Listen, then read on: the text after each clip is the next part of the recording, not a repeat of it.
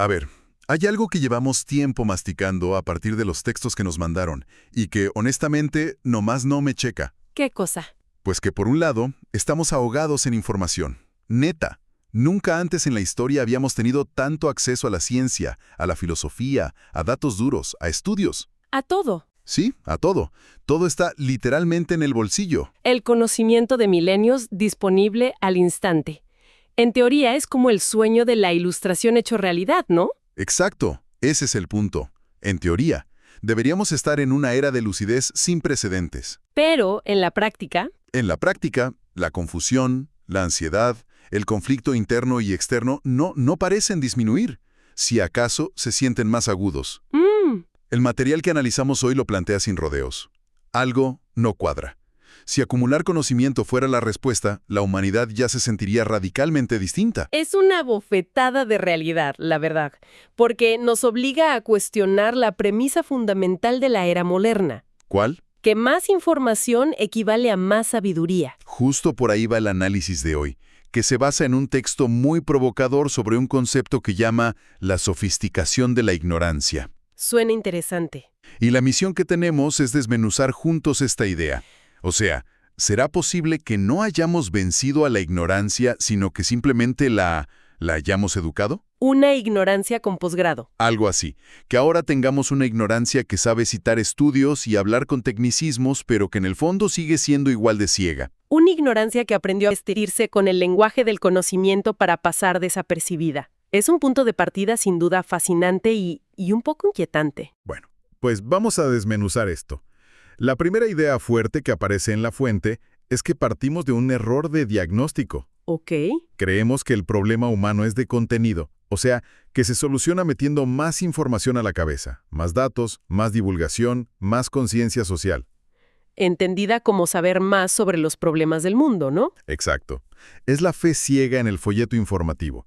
La idea de que si le das a alguien un libro sobre inteligencia emocional, su ansiedad va a desaparecer por arte de magia. O que si la gente entendiera la neurociencia del sesgo de confirmación, mágicamente dejaría de tenerlo. Sí, esa creencia, pero la realidad es terca.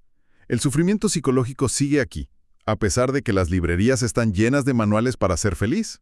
Ajá. Entonces, la pregunta que lanza el texto es brutalmente directa.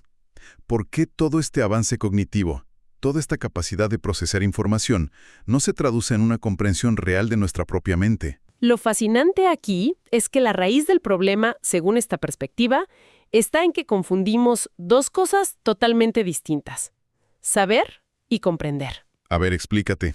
La educación moderna es una máquina increíblemente eficiente para transmitir información, para que la gente sepa cosas. Te enseña para organizar datos, para construir argumentos, para pasar exámenes. ¿Te enseña el qué? ¿Qué son las partes de una célula? ¿Qué pasó en la Revolución Francesa? ¿Qué dice la teoría de la relatividad? Exactamente. Pero el texto argumenta que saber mucho no cultiva necesariamente la inteligencia en su sentido más profundo, lo que llama comprensión. ¿Ok? Y aquí es donde introduce el concepto que lo cambia todo. Sostiene que la verdadera inteligencia no nace de procesar más y mejor los datos que vienen de fuera, sino de una facultad interna que hemos descuidado por completo: ¿Y cuál es? la atención. Espera, frena un poquito. Porque cuando yo pienso en atención, pienso en obligarme a no ver el celular mientras trabajo, en tomarme un café para concentrarme, ¿sabes? Claro. Pero por el tono del texto intuyo que no se refiere a eso. Para nada. De hecho, esa es parte de la confusión. No habla de la concentración forzada, que es un acto de voluntad, de tensión. Entonces, La define de una forma mucho más sutil. Es la capacidad de ver lo que está ocurriendo dentro de nosotros en tiempo real, tal y como ocurre, sin juzgar. sin juicio y sin buscar una salida. O sea, no es pensar sobre lo que siento, sino ver el sentimiento en sí. Precisamente. El texto da ejemplos muy claros para que no suene a algo místico o abstracto. Dice que atención es ver un pensamiento surgir de la nada, ¡Wow! ver una emoción empezar a formarse en el pecho, ver el impulso de una reacción antes de que la boca la convierta en palabra o el cuerpo en acción. Es un acto de percepción directa, no de análisis. Justo. Y el argumento central es que esta habilidad de autoobservación, es la gran ausente del sistema. Es increíble cuando lo piensas. Totalmente. Pasamos años aprendiendo qué pensar sobre economía o historia, pero ni una sola hora aprendiendo a observar qué es el proceso de pensar. Nos enseñan a etiquetar emociones con jerga psicológica, ¿Sí? pero no a quedarnos quietos y sentir la tristeza o la rabia sin huir de ellas o, peor, justificarlas. Si conectamos esto con el panorama general, las consecuencias son enormes entonces. Enormes. Se crea lo que el texto llama una mente externamente educada, pero internamente analfabeta. Me gusta ese término. Una mente que puede tener un discurso brillantísimo sobre geopolítica mundial, pero que nunca ha observado el mecanismo interno desde el cual emite esa opinión, O sea, no es consciente de su propio filtro. de su propio condicionamiento. Exacto. Entiendo. Entonces, si juntamos las piezas, tienes una mente llena de información sobre el mundo, pero ciega a su propio funcionamiento. ¿Es eso a lo que el texto se refiere con ignorancia sofisticada? Exactamente. Es una ignorancia que no se presenta como un vacío de información, sino como un exceso. Por eso es tan escurridiza. Es que el concepto está cañón. El texto usa una comparación que me pareció brutal. ¿Cuál? Dice, antes, el ignorante al menos sabía que no sabía. Tenía la humildad de su vacío. Hoy, el ignorante está absolutamente convencido de que sabe. Uf. Y esa convicción es la armadura que la hace casi impenetrable, ¿no? No la percibe como una carencia, sino como una fortaleza. Claro, se vive como tener una opinión bien fundamentada. O tener una identidad intelectual sólida. Claro, no es una ignorancia pasiva, es una ignorancia activa, militante. Es la mente que debate en redes sociales, que se ofende si cuestionan sus ideas. Que usa vocabulario psicológico para analizar a los demás. Eso, que construye narrativas complejas, pero que jamás se ha detenido a observar, de forma directa y sin interpretaciones, un solo pensamiento propio. Le falta el dato más fundamental de todos. El dato sobre sí misma. Y esto plantea una pregunta importante. ¿Cómo se ve esto en la vida cotidiana? ¿Cuáles son sus efectos prácticos? Ajá. El texto lo llama el escándalo silencioso. El escándalo silencioso. Sí, el hecho de que vivir sin observarla propiamente no solo es normal, sino que es la norma absoluta. Me gusta. Es una imagen muy fuerte. Es como si todos estuviéramos caminando por la calle con el cierre del pantalón abajo y por alguna razón hubiéramos acordado colectivamente no mencionarlo jamás. Es una gran analogía. Es algo obvio una vez que lo ves, pero que hemos normalizado por completo. Totalmente. Y el texto detalla las consecuencias directas. Vivir así significa, por ejemplo, no ver el miedo cuando está tomando una decisión por nosotros. Claro. Creemos que decidimos racionalmente quedarnos en un trabajo que odiamos, pero no vemos que es el miedo a la incertidumbre el que está al volante. O en una discusión en línea. Creemos que estamos defendiendo la verdad. O la justicia. Pero no vemos el impulso de defender nuestra identidad, nuestro ego que se siente atacado. Exacto. O no vemos el deseo cuando nos hace comprar algo que no necesitamos. O, y esto es clave, no vemos la compleja narrativa con la que nos justificamos a nosotros mismos después de haber actuado de forma reactiva. Uf. A todo ese paquete de impulsos, miedos y condicionamientos no vistos, le ponemos una etiqueta elegante, como mi personalidad. ¿O es que yo soy así? Justo. Wow, me cayó el 20. Llamamos carácter a la suma de nuestras reacciones automáticas. Precisamente. El texto concluye esta parte diciendo que lo verdaderamente escandaloso no es que esto ocurra, sino que la habilidad para observarlo no forme parte del abecedario cultural. Que una civilización entera pueda enseñar cálculo diferencial, pero no a observar un pensamiento. La convierte, en lo esencial, en una civilización analfabeta de sí misma. Ok, esto suena tan fundamental que no entiendo. Si es el abecedario de la experiencia humana, ¿por qué nadie me lo enseñó en la escuela? ¿El texto explica esa omisión gigantesca? Sí, pero sugiere que no se trata de una conspiración malévola. Menos mal. Es algo mucho más sutil y sistémico. La idea que propone es que la observación directa es, por naturaleza, un acto disruptivo. ¿Disruptivo en qué sentido? En el sentido de que una mente que empieza a observarse a sí misma se vuelve menos automática. Empieza a ver la ira antes de estallar, a reconocer el miedo antes de obedecerlo ciegamente. Anotar la identificación con una idea antes de defenderla a muerte. Justo. Este pequeño espacio entre el impulso y la acción rompe el hechizo del condicionamiento. Ya veo. Una persona así es menos predecible. Exacto.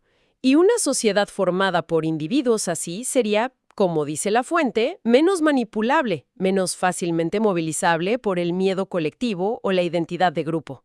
Entiendo. No es que sea algo malo, pero no es tan funcional para mantener ciertas estructuras económicas o políticas que dependen de la reacción en masa, ¿no? A eso se refiere, a lo sutil. No es una junta de directivos decidiendo no enseñemos a la gente a observarse.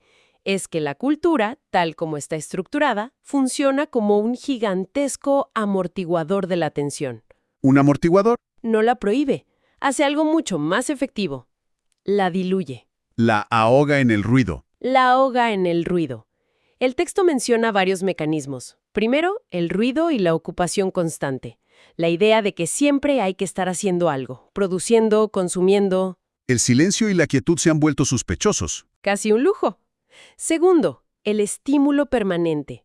Notificaciones, pantallas, el flujo incesante de información y la presión social de tener que opinar de todo, todo el tiempo. Es verdad.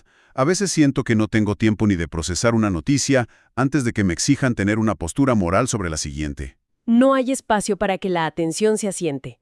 Y tercero, la construcción de identidades muy rígidas a las que nos aferramos. Soy de este equipo, de este partido, de esta corriente de pensamiento. Claro. Todo esto crea un ecosistema donde la observación interna es prácticamente imposible. Y la frase que lo resume es demoledora. La ignorancia no se impone, se mantiene por saturación. Por un exceso de todo, menos de espacio interior. Esto me recuerda a otro punto fascinante del texto. La idea de la genialidad sin lucidez. Ah, sí, es un punto crucial. Desmonta por completo el mito de que ser muy inteligente o talentoso te hace inmune a esto. Por completo. Explica que un científico puede ser un genio capaz de descifrar los secretos del universo, pero no haber observado jamás con curiosidad el surgimiento y la desaparición de un pensamiento propio. ¡Wow! O que un artista puede crear obras maestras que conmueven a millones y al mismo tiempo vivir completamente atrapado en su narrativa interna de sufrimientos sin verla como lo que es, una narrativa.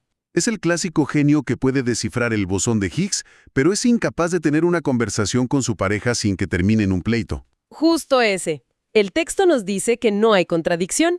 La inteligencia cognitiva y la lucidez interna son dos planos completamente distintos. Aunque nuestra cultura insista en confundirlos. Exacto. La lucidez sobre el propio funcionamiento no es un subproducto del talento intelectual, es una cualidad independiente que, según esta visión, solo puede nacer de la atención cultivada deliberadamente. Entonces, ¿cuál es el resultado de todo esto? ¿Cuál es el precio que pagamos por esta ignorancia sofisticada, mantenida por saturación y de la que ni los genios se salvan?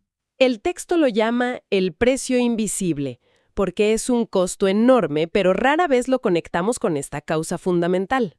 A ver. Es, para empezar, una cantidad ingente de sufrimiento psicológico innecesario.